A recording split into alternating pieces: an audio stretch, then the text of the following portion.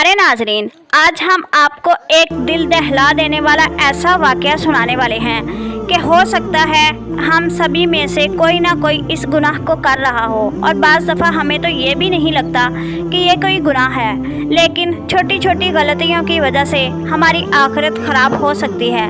बेहतर यही है कि निज़ा का वक्त आने से पहले हम इसी वक्त में अपने आने वाले सफ़र का सामान तैयार कर लें। तो चलिए आइए सुनते हैं सबक आमोज़ वाकया।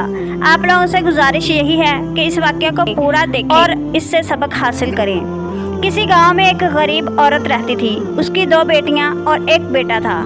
उसके शौहर का इंतकाल किसी एक्सीडेंट में हो चुका था। पहले तो औरत कभी भी घर से बाहर नहीं निकली थी। शौहर के इंतकाल के बाद औरत को बाहर निकलना पड़ा। वो अमीर लोगों के घरों में काम करने लगी। किसी के घर के बर्तन मांजती, किसी के कपड़े धोती तो किसी की सफाइयाँ करती। वो मजबूर थी इस काम को करने पर, लेकिन वो अपना काम पूरी ईमानदारी के साथ करती थी। इस तरह लोग भी उसकी कुछ मदद कर देते थे और उसके घर का गुजर बसर चलने लगा। घर भी किराए का था। इस तरह ये अखराजात वो बहुत मुश्किल से कर रही थी। एक दिन वो काम पर जा रही थी तो अचानक बारिश होने लग गई। वो जल्दी जल्दी चलने की वजह से किसी ईंट से टकराई और सड़क के बीचों बीच जा गिरी। गिरते ही उसकी टांग टूट गई और चीखें मारने लगी। वहाँ पर खड़े लड़कों ने उसको उठाया और हॉस्पिटल लेकर गए। उन्होंने दिखाया तो पता चला कि उसकी टांग बुरी तरीके से टूट गई है।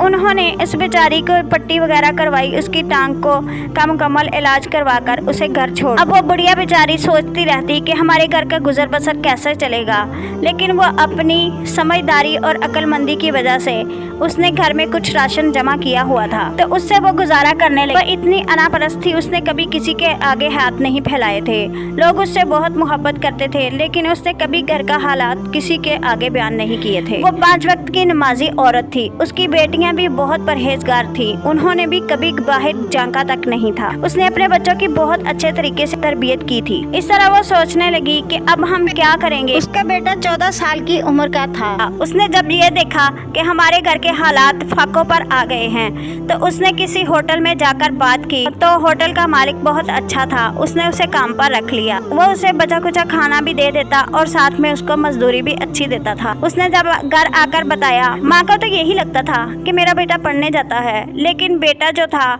वो इतनी छोटी उम्र में ही जिम्मेदार था। बच्चे ने जब महीने भर की कमाई अपनी माँ के हाथ पर लाकर रखी तो माँ ये देखकर हैरान रह गई। माँ ने पूछा, बेटा ये क्या है? तो बेटे ने जब ये बताया तो माँ बहुत दुख भरे अंदाज में उसे गोद में लेकर बहुत रोई। बहनों ने भी उसे बहुत प्यार किया कि इतनी छोटी सी उम्र, अभी तो खेलने की है और ये कितना जिम्मेदार। माँ का दुख से बहुत बुरा हाल था, लेकिन क्या करती, मजबूरी थी। उसने भी इस बात को कबूल कर लिया। बेटा बहुत अच्छा था और वो कमाई करके लाता तो वो उसी में गुजर बसर कर लेती और अल्लाह ताला का शुक्र अदा करती। 3 महीने के बाद उसकी टांग तो ठीक हो गई, लेकिन वो चलने फिरने के काबिल ना रही। उसने ये सोचा अब आगे हमें क्या करना चाहिए।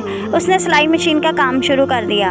उसने अपनी बच्चियों से कहा, सिलाई तो हमें नहीं आती, चलो हम माल सिलाई कर लिया करेंगे। बहुत सी औरतें हैं जो घरों में रजाइयों का माल सिलाई करती हैं, तो हम भी ऐसे ही करते हैं। उसने 3 मशीनें ली और तीनों ही मशीनों पर बैठ गई। उसकी बेटियां अगरचे छोटी थी, लेकिन उनको सीधी सिलाइयाँ लगानी उसने सिखा दी और वो माल सिलाई करने लगी और इस तरह उनके घर का गुजर बसर अच्छा होने लगा और वो अच्छा खासा कमाने लगी। ऐसे ही चंद साल गुजर गए। उसने मेहनत करके अपनी बेटियों का जहेज के लिए सामान इकट्ठा करना शुरू कर दिया। बड़ी बेटी की अच्छी जगह पर उसने शादी भी कर दी। अब छोटी बेटी थी। एक दिन माँ को न जाने क्या हुआ और हार्ट अटैक होने की वजह से उसकी मौत हो गई। जब उसकी मौत हुई तो उसकी मौत पर पूरे मोहल्ले वालों ने बहुत दुख का इजहार किया और बहुत से लोग आ गए। औरतें उसे गुस्ल देने लगी। गुस्ल देने के बाद जब उसके जिस्म पर कोई भी कफन डालते तो वो फट जाता। कोई भी कफन उसके जिस्म पर टिक नहीं रहा था। वो बहुत परेशान हुई कि अब इसको ढकेंगे कैसे। कोई चादर वैसे भी ऊपर डालते तो उसका जिस्म नंगा हो जाता। वो बहुत परेशान हुई और उन्होंने ये भी देखा कि जब उसके हाथों को हाथ लगता तो बाहर कोई चीज नजर नहीं आ रही थी, लेकिन उसके हाथ यूं लग रहा था जैसे झुलस रहे हों। और देखते ही देखते कफन पहनाने के दौरान उसके हाथों की हड्डियां नजर आने लग गई और वो बिल्कुल ऐसे थी जैसे आग में से निकाली गई हो। वो झुलस चुके थे। उसके हाथ बिल्कुल जल चुके थे।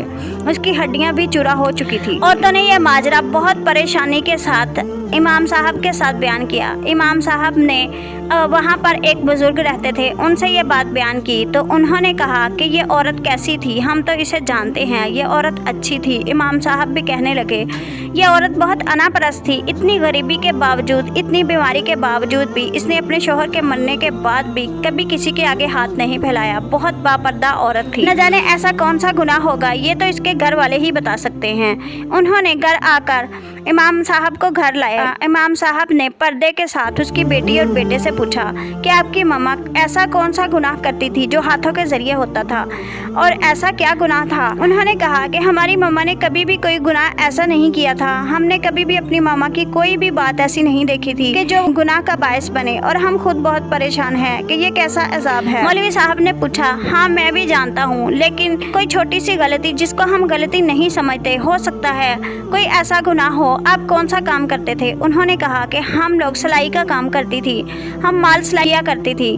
मौलवी साहब ने कहा, अगर आप माल सिलाई करती थी तो क्या ईमानदारी के साथ उनका कपड़ा वापस कर देती थी।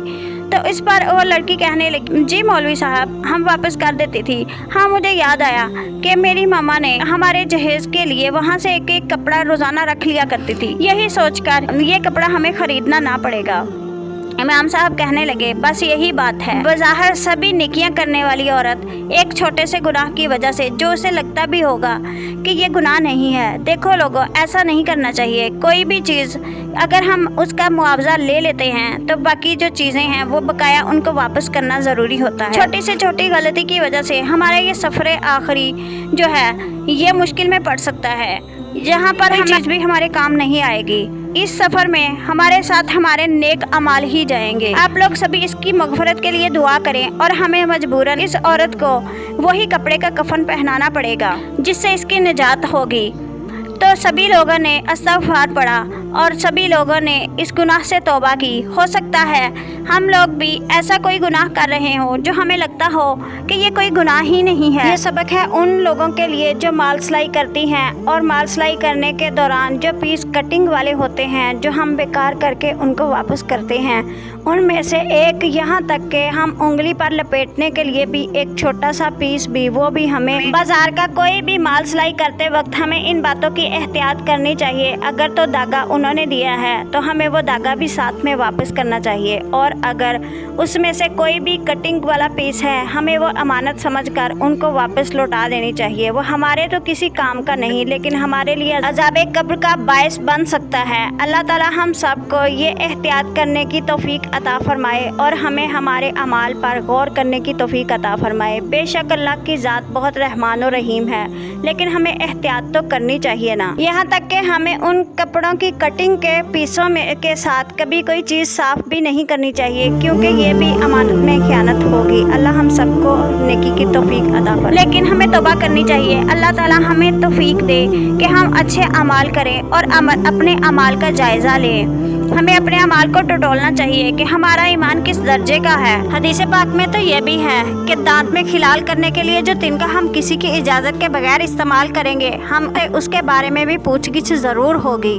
अल्लाह ताला बख्शने पर आया तो बड़े बड़े गुनाह भी बख्श देगा, और अगर पकड़ करने पर आया तो ये छोटी छोटी बातें ही हमारे आगे आ जाएंगी। अल्लाह ताला से दुआ यही है कि अल्लाह ताला हमारी बख्शिश फरमाए और हमें नबी पाक की शफाअत नसीब फरमाए। उम्मीद है आप लोगों को ये स्टोरी पसंद आई होगी। अगर पसंद आई होगी तो कमेंट बॉक्स में आमीन ज़रूर लिखिएगा। अल्लाह हाफिज़।